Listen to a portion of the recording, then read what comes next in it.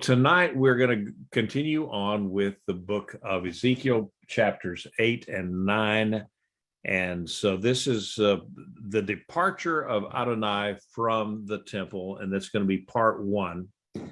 So for some of you that have not been with us before, I am a map kind of guy. And this is what we're talking about during the period of the Babylonian Empire. And this is how big it was at that time.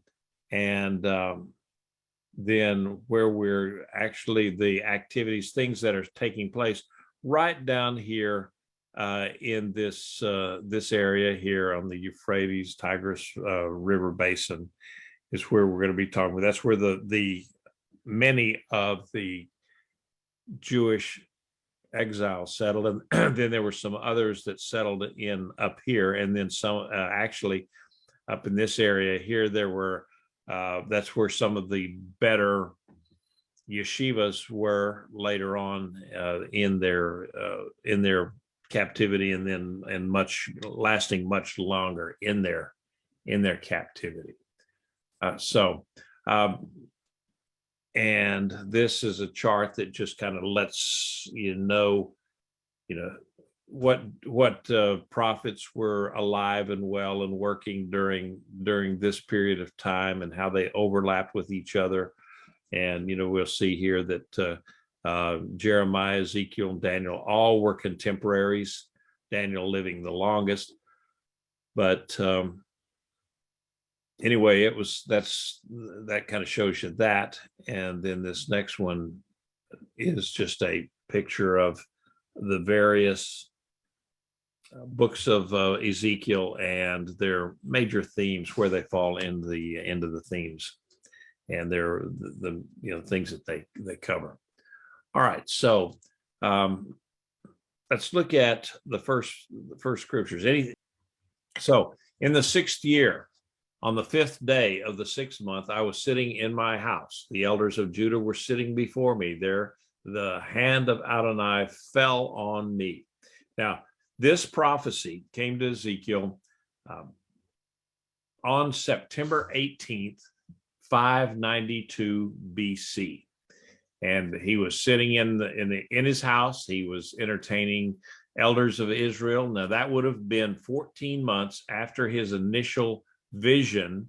You remember that he was supposed to sit or lay on his left side for 390 days. He was supposed to build a little model of Jerusalem, lay on his left side, and then he was to turn over and lay on his right side for 40 days.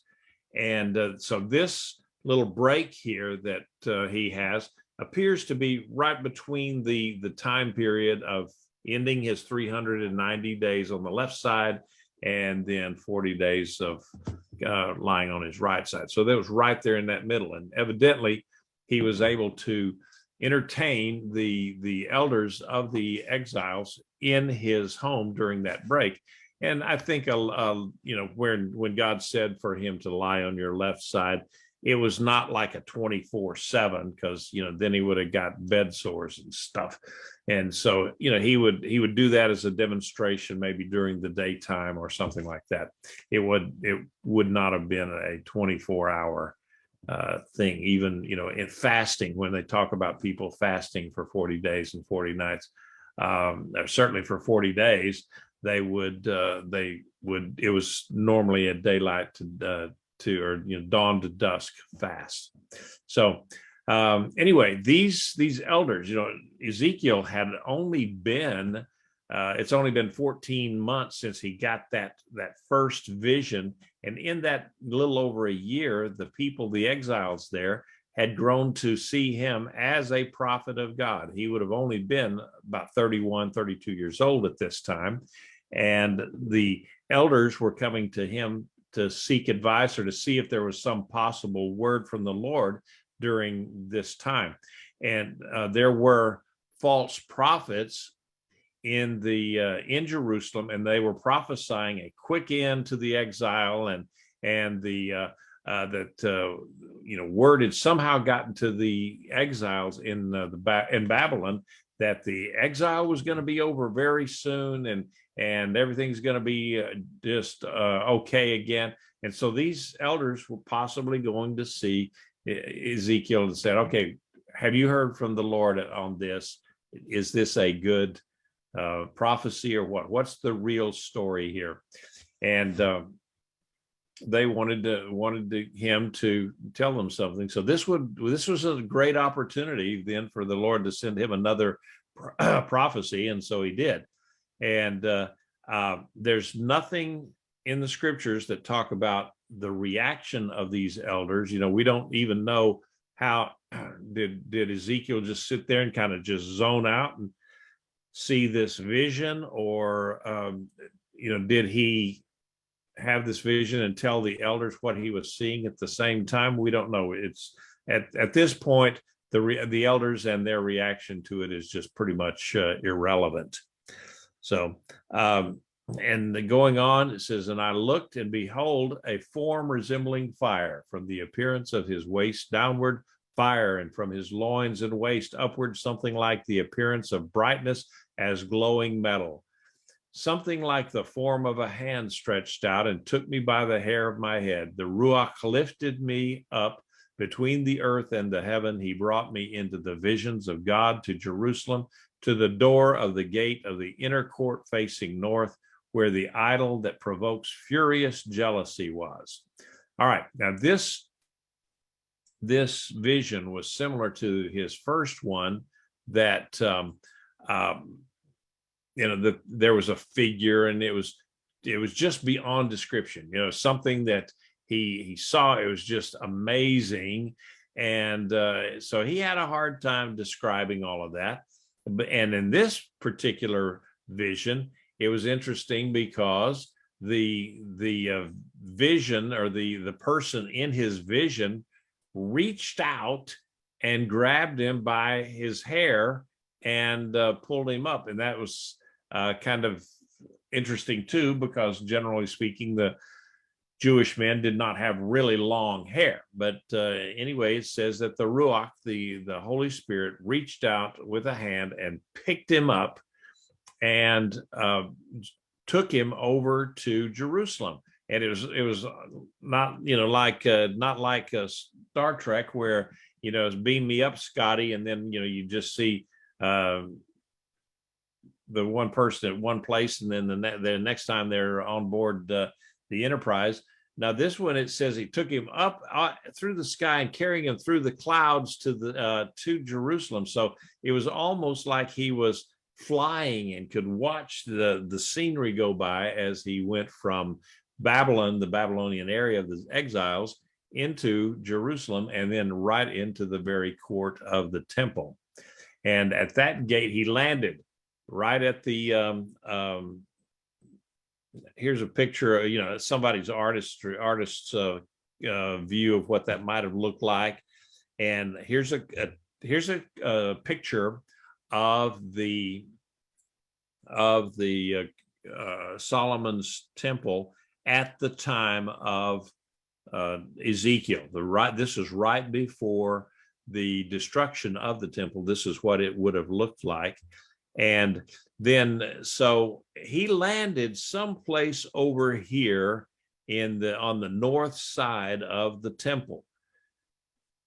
And this is, so I found this online. Someone had drawn these nice little stick figures here, and that's kind of cool. That's good. And so I didn't have to do that. But he landed right there, and he saw this idol that, and he puts it here.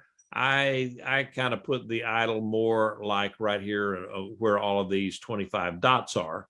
But anyway, it was an idol that made God very jealous. Now, the image could very well have been an Asherah pole, not the one that King Manasseh had put up there some 40 years earlier. That one had been broken down and by Josiah and destroyed. But so we really don't know what particular idol it was. We just know that it was bad enough that it provoked God's jealousy. Now, I think that I've got them there in a minute. Okay, so going ahead in these following verses from 5 to 18, we see God posing kind of as a tour guide going through, and he says, come on here, let me show you this, I'm going to show you that, and leading Ezekiel around the temple complex. Now, he would have already been familiar. He was a priest and a priestly family, and he would have actually, had he not been kidnapped by the Babylonians, he would be serving as a priest at this point. And so as the tour proceeds, God pointed out some of the most significant sites, encouraging the prophet to take careful notes, to watch this, look at this, and then he would interpret what it was that he was seeing. And so he kept Ezekiel's interest, as if there was any problem with keeping his interest, by announcing in advance that, okay, you see this? Well, you ain't seen nothing yet. And so there's worse abominations coming. And so in the process, the Lord is developing his case against Israel. And there's 4 scenes here, and they provide a visual recitation of all the evidence justifying God's really radical response to Israel's infidelity. So in the end, at least Ezekiel knows, and if he sees that if God abandons Israel, that it's not without cause. And so in betraying God, they have inflamed his passion, and they violated all the fundamental principles of covenant relationship and its corollary, that you shall have no other gods before me, and you shall not make any idolatrous images for yourself and to worship and serve. That's in Exodus 23-6 and Deuteronomy 4 and 5. So not only were the people of Jerusalem guilty of both crimes, they had blatantly perpetrated all of these crimes right under the nose of the Lord. So let's go ahead and read this. Behold, the glory of God of Israel was there, like the vision that I saw in the valley. He said to me, Son of man, lift your eyes toward the north. So I lifted up my eyes toward the north. Behold, north of the gate of the altar, there was this image-provoking jealousy in the entrance. And he said to me, Son of man, do you see what they are doing? The great abominations that the house of Israel is committing there, that drives me far off from my own sanctuary. Do you see that? But you will see even greater abominations. So the prophet actually saw the glory of God manifested there, and as he had seen it in that initial vision.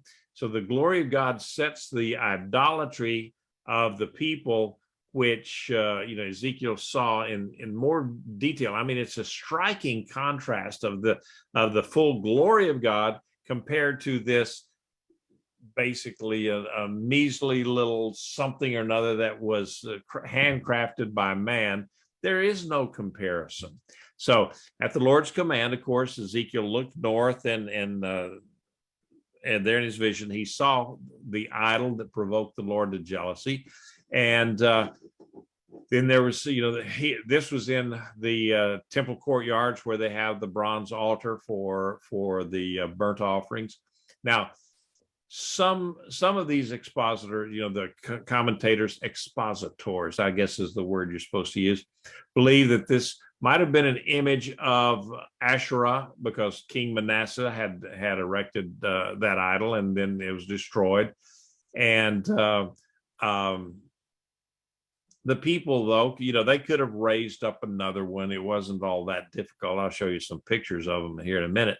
But any idol provoked the Lord to jealousy, because he is the only true God.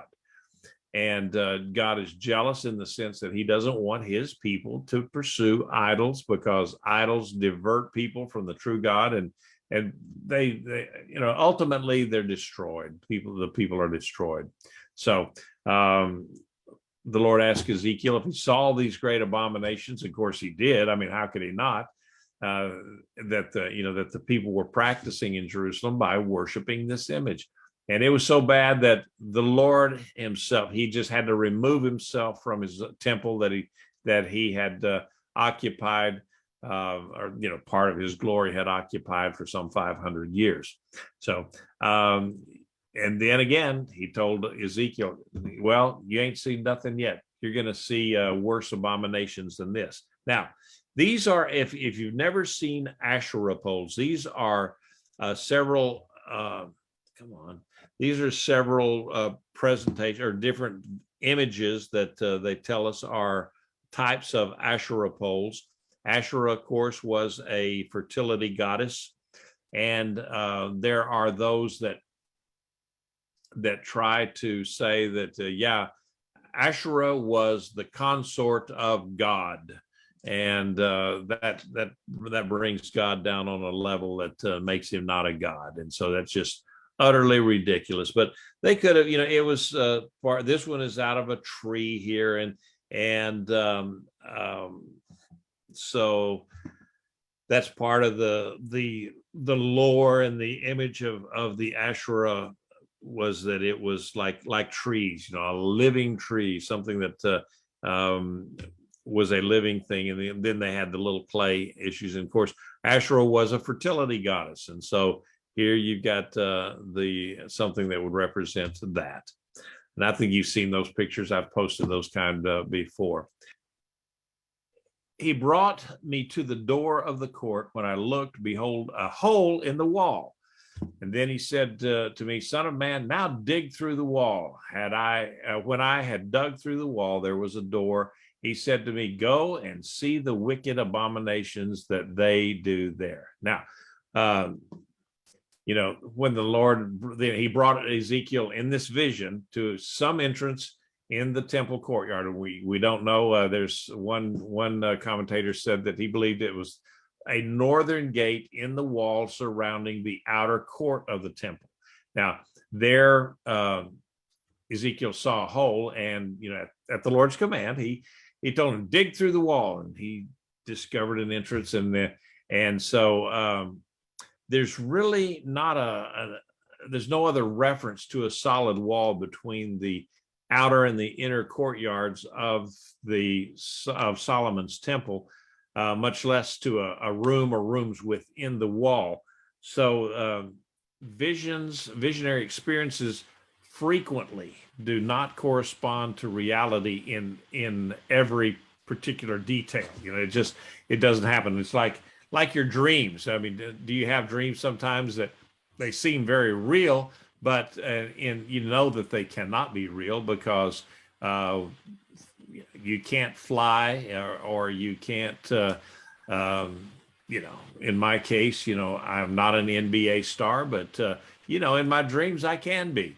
So perhaps what Ezekiel saw was a wall of the temple itself, the temple wall. So we don't really know, but God told him to dig through the wall. Now, why did he do that? We don't know. It's not explained why that is. So there's some things that are just open to speculation, and we just don't know. And so we just have to go on and keep reading. So I went in and saw, and behold, every detestable image of creeping things and beasts, all of the idols of the house of Israel engraved on the surrounding walls.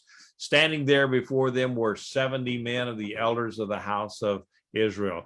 Jahaziah, son of Shaphan, standing in their midst, each man with his censer in his hand. A thick cloud of incense went up. Okay, so following the Lord's instructions, Ezekiel went through the entrance, and he found himself in this chamber full of images that were carved or painted on the wall that the Judahites, the people of Jerusalem there, were worshiping.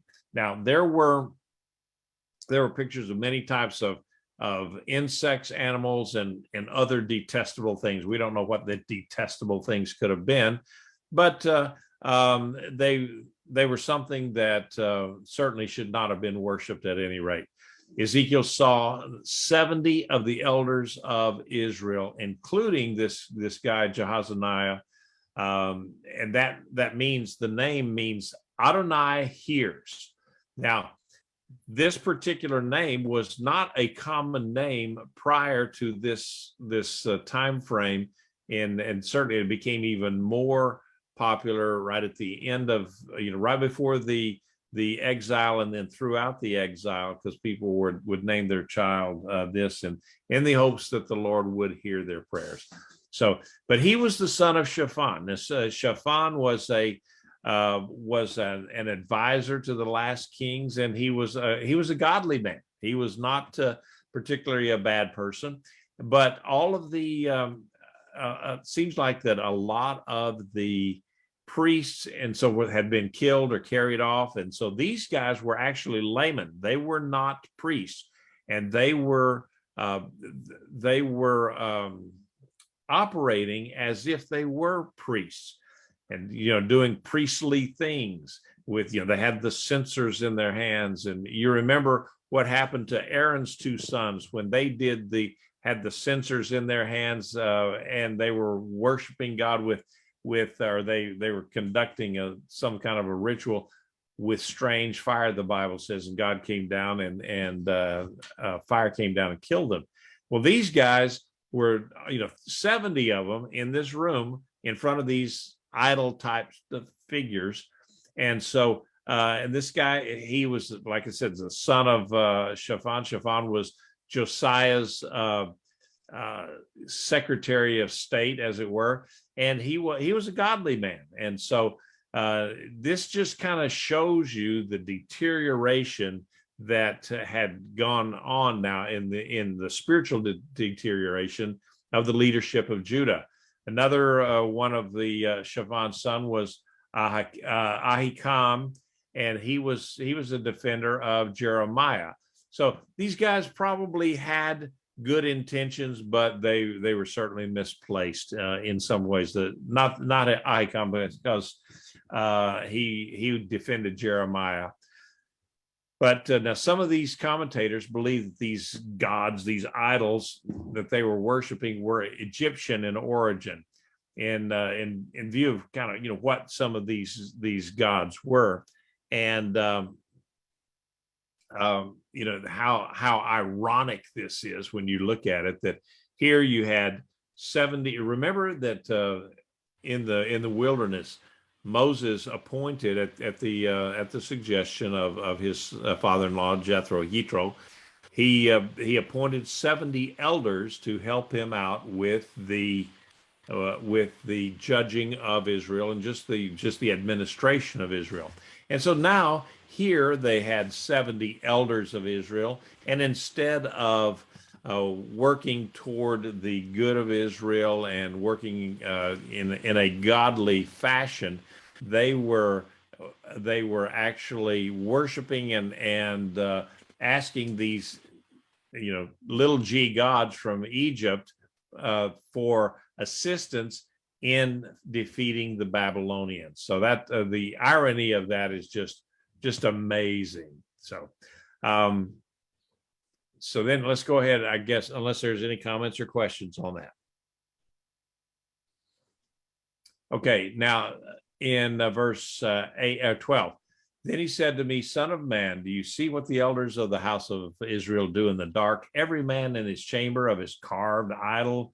For they say, Adonai does not see us. Adonai has forsaken the land." And he said further to me, "You will see still greater abominations that they are doing." So the Lord explained that the elders were secretly worshiping idols, that and they believed that the Lord was not seeing them because he had left and he was gone. He had left the land, he had forsaken them, and but at the same time, they're doing all this stuff in the dark. And they just completely denied the fact that God is he's omniscient and he's omnipresent. And so the picture there, well, actually you could look at it either way, that they had each in this room that they were in, each had their own little cubby with their own little idol. And it also the way that the Hebrew is constructed, it could have meant that they each worshiped these idols in their homes, in their chamber, and like their bed chamber. A chamber was oftentimes related to the most private part of a home. So that's that's kind of what these guys could have been doing. And here's a picture depicting that they're all in there. Of course, I don't know, that doesn't really depict it because it just shows them in there and not in front of each one of their own little cubbies. But at any way, that's where it is. Carl, you got your mic open. You got something? Yeah, I just want to say it had to be really hard on Ezekiel to see this, because he would personally know a goodly number of these individuals, and now he sees them doing this. That had to really affect him. Possibly so, because unless these elders had been replaced in the several years that because it had been 5 years since Ezekiel had been taken into exile, and because you remember he was taken into exile in let's see, 597 BC, and so here it was 592 BC. So this is 5 years later or so that but you're right, they could very well have been the same guys that he knew from just his experience in living in Jerusalem and being a part of the priesthood. So that would have been very, very difficult. And it said that he looked and he recognized these 70 elders. I mean, he saw that they were the elders. So you're probably right that he could see them. And what a blow to him that these guys who were the elders of Israel, that they had not been taken into exile evidently, but here they were worshiping foreign gods, and that had to be just take a lot of his breath away. That's for sure. And then growing up in a priestly family, he would know the innards of this temple like the back of his hand. So he knows every nook and cranny of it. So to be put in place and see this stuff going on in this place that was so holy to him as a young man growing up, because it had to be just awful for him. You're right. You're absolutely right. It's a good comment. It makes it much more personalized. Absolutely. So said he brought me to the door of the gate of Adonai's house, which was toward the north. Behold, the women sat there weeping for Tammuz. He said to me, have you seen this, son of man? You will again see even greater abominations than these. So who was Tammuz? Okay.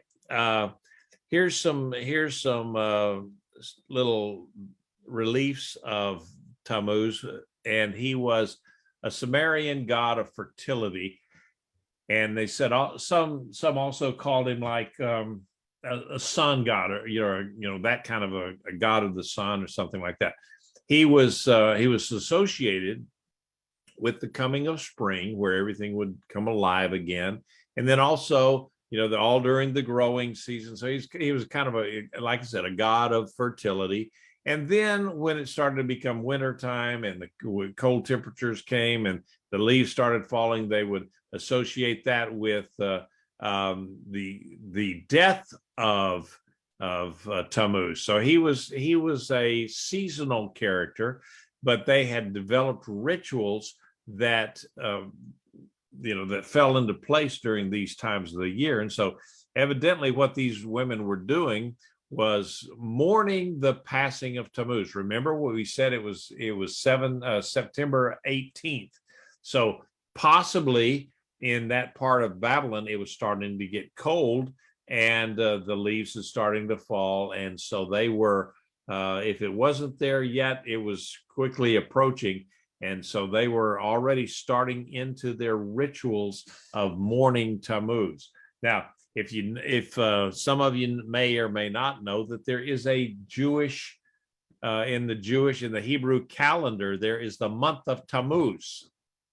All right, and that's a carryover from the Babylonian captivity that was carried over. So when people get so wound up over words sometimes about how heathen this is and how heathen that is, well, they just got to remember that we still have a January and a February and a July and an August, and and other things like that that are a fallback from early history, that it's nobody worships Janus and all of those kind of things anymore. So a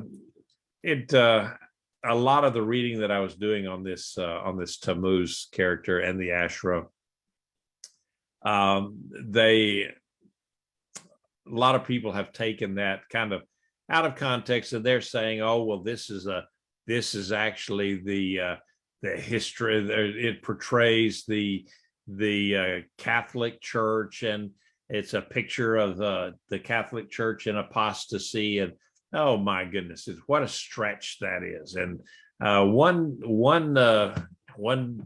well-known Bible commentator was talking about how that well, we even have Easter because it's based on the Sumerian goddess Ishtar, and except for the fact that anywhere in the world, many of the languages, and not even just Romance languages, but Russian and others, they're the word for that we call Easter, the Passover time with the death and the resurrection of Yeshua, is not Easter. It's some derivation of Pasqua or Pesach. The Hebrew is Pesach.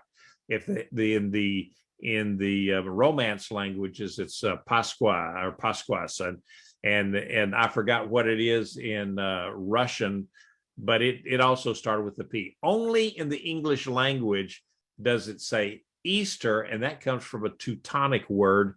Didn't even have anything to do with Ishtar. So, but that's a popular thing to say, about how pagan we would be if we celebrated Easter. I had one rabbi one time that he said that he wouldn't say the E word. He says, that's we're not supposed to talk about these gods, not even supposed to mention their name. So I'm not even going to say the E word. And it's, to me, that was kind of silly. But anyway, there's a lot of that goes on when you try to read these old stories, and then people with an axe to grind, then they're always going to cast aspersions on this group or that group. And so you have to be careful with that, and just like I said, we have to be careful with that. So anyway, there's Tammuz. All right. And I've already talked about who he was and so forth. And here's a picture of the women doing the grieving, the wailing, and so forth for the passing of Tammuz for that year. All right. So going ahead.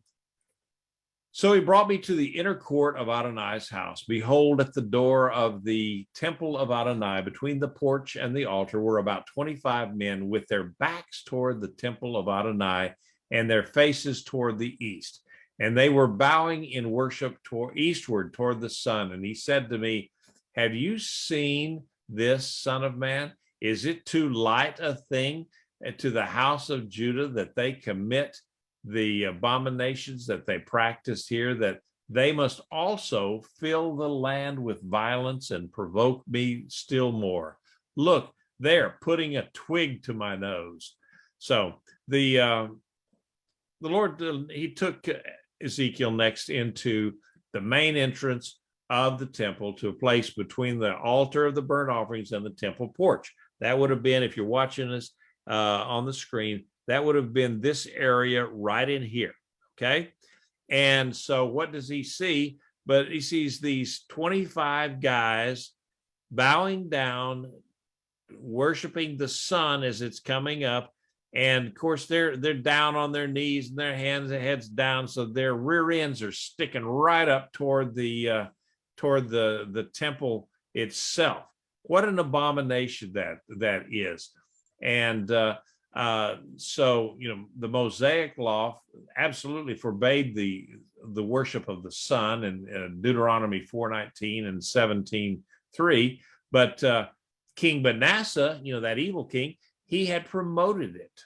And so a lot of the interpreters assume that these men were priests and perhaps the high priest and a representative, and a representative of each one of the 24 priestly orders. Remember, David had divided the priesthood up into 24 orders, and they would rotate their service during the year.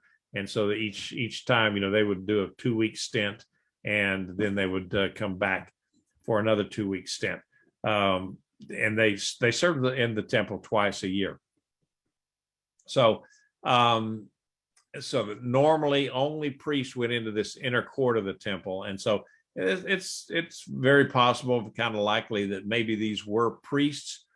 And the worship of the sun was it was widespread in the ancient Near East, and it was deeply rooted in Canaan.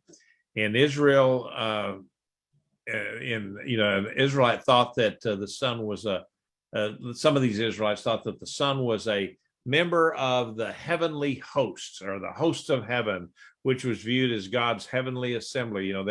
You could read about that in Deuteronomy 4 and 17 and 2 Kings 23 and 1 Kings 22. Now that could, I'm not trying to apologize for these guys, but it could explain why these men could worship the sun in the Lord's temple. Now, I'm not really sure that that's that's a good thing for them to have done, but at any rate, they were there worshiping the sun. So in their mind, the sun would have been considered part of the host of heaven, subordinate to the Lord. And as such, they would argue that the worship of the sun in the Lord's temple, and Adonai's temple, would have been seen by those that participated, so to speak, as part of the package. That's just, we're just, this God is, nature is created by God, so we're just worshiping nature, Gaia and all that kind of stuff. And so, who knows? But they were definitely worshiping the sun, and God was having none of it. He did not want that to happen. I see my picture froze up. Hopefully you didn't lose much. Okay. Any comments or questions on that so far? The Lord explained that. Okay. So Laura, you had a hand. Go ahead and unmute yourself. Hi, Rabbi. Yeah.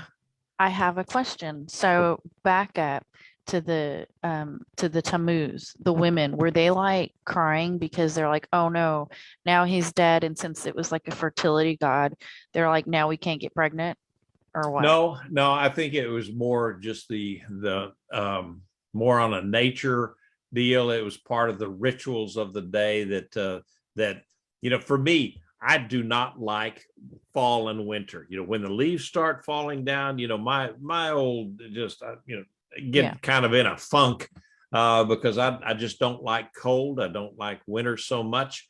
And man, I like the springtime. I like the summertime. I like it when it's hot and the sun is shining and all that. And so I think that was more of what it was, from what I've read anyway. It was not a particular sign that they would not be able to bear children or anything. It was just more a seasonal thing that now we're going into this cold, dreary winter time, and boo-hoo, that sort of thing. Okay, thank you. Yes, ma'am. Okay. So the Lord had explained that not only the Judites committed all these abominations, but they'd also gone through the land and filled the land with violence and provoked him repeatedly. Said, put a twig to his nose. Now, that particular phrase is not mentioned anywhere else in the Bible. That's the only place that it is. And so, some people say, well, it was part of a ritual that they would put a twig up to your nose or something like that. And when I read that thing, it was more like, these guys are jamming a stick up God's nose or something, like more of an insult and just, harm. And who knows what it really means, but it obviously God was having none of it. He didn't care for that. He thought that was a pretty nasty thing to do. And so, And we just really don't know what that means. There's a lot of that stuff we just don't know. So going ahead, the last verse in chapter 8, and how am I going to get through chapter 9 this way? Okay, therefore I will indeed act in fury. My eye will not spare you, nor will I have pity. Through though they cry into my ears with a loud voice, I will not hear them. Now, the Lord, there it is. Okay, the Lord promised to deal with the Jerusalem residents in his wrath, and he was not going to have any pity. He was not going to spare them, even though they would cry out loudly to him for mercy. He would not listen to them. There, these 4 scenes that Ezekiel was shown is a comprehensive. That showed the comprehensive nature of the sins of Jerusalem. Their sins extended from outside the city gate into the inner court of the temple itself. It involved both men and women. Even the 70 elders were complicit with idolatry, and it was just, it was just rotten all the way through. And it included idolatry from all the nations around there: Canaan, Egypt, Babylon, and involved all sorts of gods and so forth. Male and female human figures, animal figures, stellar bodies, all of that which was prohibited by God. So this was a just on every scale, every level, this was an abomination to the Lord, because he said no idols, nowhere, no how.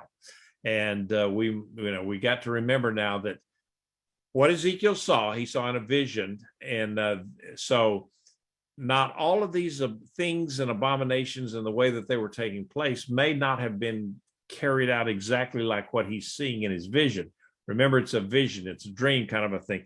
And so what he saw just represented the depravity of the people as they went about their daily lives in Jerusalem. So the holy city was definitely not a holy city. It was an unholy city at this point. All right, chapter 9, any comments or questions? Okay, then he called into my ears in a loud voice and said, bring near the executioners of the city, each with his weapon of destruction in his hand. Behold, 6 men came from the direction of the upper gates facing north, each with his war club in his hand. One man among them, clothed in linen, had a scribe's writing case at his side. They went in and stood beside the bronze altar.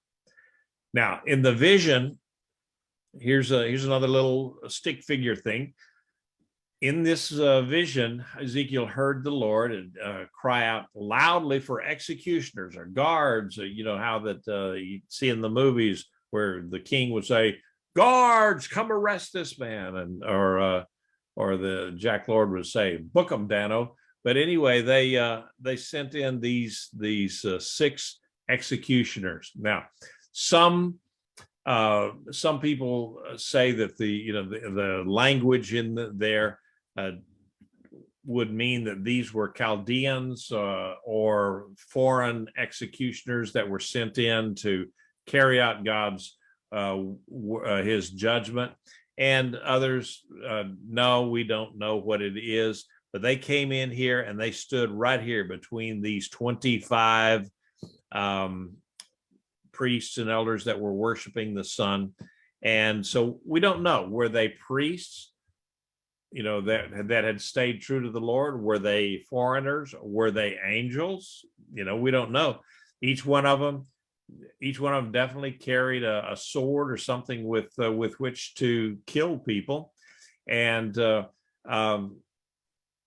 so there was one guy there that's dressed in linen. Typically, the priests wore linen, especially in the conduct of their duties. And he also had a writing kit, which that describes a lot of times what the scribes would have had. And so it appears that this guy was maybe the one who was supposed to record what was going on, or he was possibly the overseer of all of these executioners. And so We see that a little bit later on, we'll see why we talk about these could possibly be divine messengers. They could be angels or something supernatural. So anyway, that there were 7 of them, the 6 executioners plus the scribe. What is 7? That's the number of completeness. So this judgment of Israel, a judgment of Jerusalem, was going to be complete. There was nothing going to be left over and left undone. And we'll see it, later on in the full burning of the temple and the exile. That certainly the execution of God's judgment was a complete affair, and nothing was left over. Nothing was left to do again, because the people were either killed or carried off. So anyway, going ahead here, said then the glory of God of Israel went up from above the cherub. Okay, that's the cherubim. That's a word that doesn't translate real well, but maybe it's the cherubim that were over the mercy seat, where it had been, and that's where the presence of the Lord had been, to the threshold of the house. So God, in some kind of a form that Ezekiel could actually see, left the Holy of Holies and then went right to the entrance of the temple. And he called to the man clothed in linen, who had the scribe's inkhorn at his side. Adonai said, "Go through the city, through the midst of Jerusalem, make a mark on the foreheads of the people who sigh and moan over all the abominations that are committed in it." All right. So this is an interesting thing, because to see the glory of God lift up off of the mercy seat. Remember, it had been there for what? 500 years. From the time of Solomon's temple till this time, 500 years it had been there. And so now God's presence is leaving that Holy of Holies. And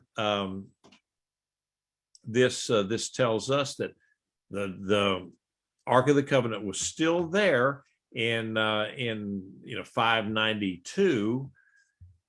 And remember, then the temple was destroyed in 586. So in that intervening year, somewhere along that line, the Ark of the Covenant then was either taken, stolen, hidden. We don't know, but it was still there at that point.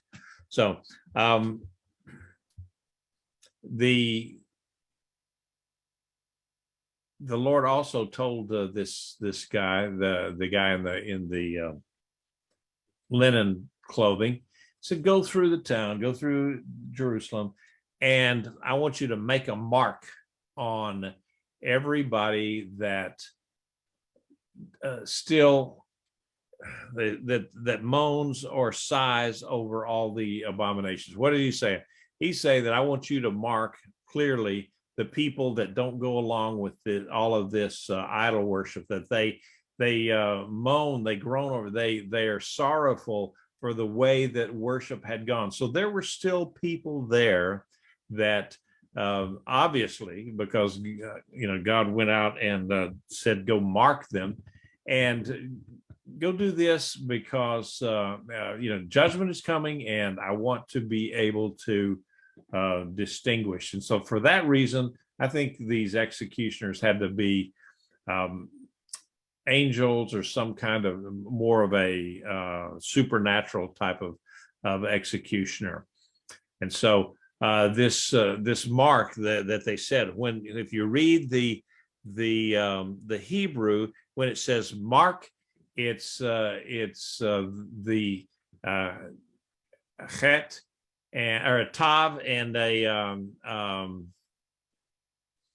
it's the last letter of the alphabet, the tav, and it was 2 letters in the Hebrew, and I didn't write it down. Now I've got a senior moment. But anyway, it's the tav and or tau. In the Paleo Hebrew script, it kind of looked like this. Okay, and the early Paleo Hebrew look deal said it looks kind of like this, and then it eventually went into that. Now, they say that this letter here in the Hebrew was it was an abbreviation for blameless.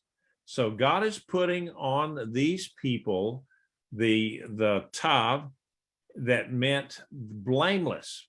It's kind of a sloped cross if you look at it. And so I'm not going to ascribe this to being an early, that this was a proto-Christian symbol, and some people will probably, they try to say, oh, see that there was even the cross back then. I'm not going to go that far, okay? But the word was blameless, and so it was a sloped cross. Other ones were just a big old X, and so it just all down through history. So anyway, the top one is the modern Hebrew letter tav, and doesn't have much similarity to the Paleo Hebrew thing there. So, but if it did mean blameless and it was a cross, then quite a coincidence. If they're, but again, I don't believe in coincidence with God, so I don't know, I don't understand it, but that I just know that that's what they marked the people with. Somehow they were marked, and was it a visible mark? Was it an invisible mark? We don't know.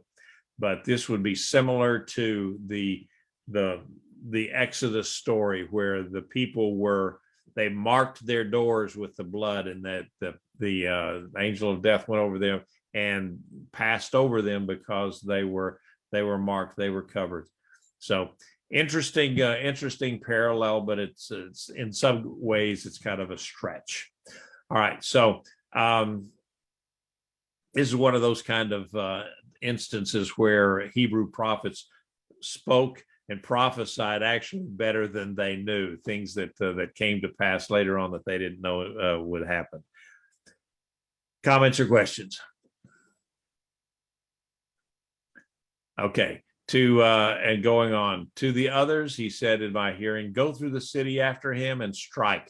Show no pity or comparison. Kill off old men, young men, and girls, little children, and women, but touch no one who has the mark. Begin at my sanctuary.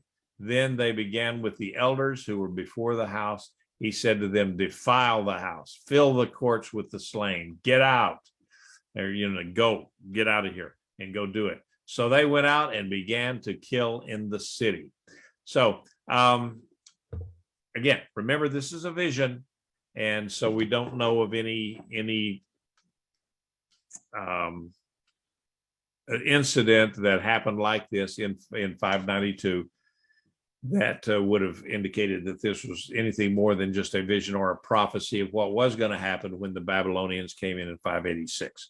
So Ezekiel heard the Lord instruct these men to go through the city and to kill everyone that didn't have the special mark on. They were supposed to start right there in the temple. And, that's appropriate because these guys were supposed to be leading the people in righteousness, and yet they were not. They were actually leading the people in idolatry. So when the judgment started, God started right at the top and cleaned house. So going ahead, so we can finish off here. While they were out killing, I was left alone. I fell on my face and cried out, saying, alas, Adonai Elohim, are you going to destroy all the remnant of Israel by pouring out your wrath upon Jerusalem? He said to me, the iniquity of the house of Israel and Judah is very, very great. And the land is full of blood. The city is full of corruption. For they say, Adonai has forsaken the land. Adonai does not see. So the Lord, he replied to this, to Ezekiel, that this wickedness of the Israelites was extremely great. I mean, it was out there. It's horrible. And he said there's bloodshed and perversion, and it filled the land. Everywhere there was corruption, perversion, bloodshed. And so he said, no, I'm not apologizing for this at all. And, the people, they'd already decided that God was no longer there for them or with them or anything. He's like that. I forget who sang the song, but God is out there watching us from a distance. Well, in their minds, God was not even watching them, period. So that, it was like as if these people were saying, God is blind. He can't make it to the earth. He's so far away. And this is pretty much the same as people say today that, we're God is dead, and there is no God or something like that. So he's not out. He's out there, or if he is out there, he's not watching us. He doesn't care. So we'll do what we want to. And but when you think that God is not around, what is it? When the cat's away, the mice will play. People, if they don't think that there's any God and there's no retribution, then they still they're gonna act up. So last two verses. As for me, my eye will not show pity, nor will I spare. I will bring their conduct upon their head. Behold, the man clothed in linen, who had the inkhorn at his side, reported, saying, I have done just as you commanded me. So God promised to have no pity and to spare none of them from destruction, but to bring the consequences of their actions back down on their own heads. It was their conduct that caused all of this. He hadn't abandoned the people, but he knew their wickedness, and he punished them for it. It was all in the covenant where he said, if you do these things, this is what's going to happen. And they did those things, and then that's what happened. So, it was not on God at all. He was watching them the whole time. And so the man with the inkhorn returned, said, reported that he had carried out the assignment, that completeness, that number 7. But now here's Carmen's question. There were some that he was able to mark. There were people, and they remained alive. This is that faithful remnant, that very small group at the time, that God always has a remnant. Not everyone is totally destroyed. And so we see this over and over throughout history, that God saved to himself a remnant of people who were faithful. And that's something that we need to be in our own hearts and lives, that let us be that faithful remnant, that we groan and moan at evil, and we teach against it. We practice, our lives are such that we don't practice these abominations and corrupt things, so that we would be found worthy to be that remnant. And so if I don't stop now, I will start preaching. So we're going to go ahead and stop it and say Lila Tov to everyone, and Shavua Tov. Good night and have a good week. And I'll stop the recordings, and then we can go ahead and have a discussion if you would like to do that.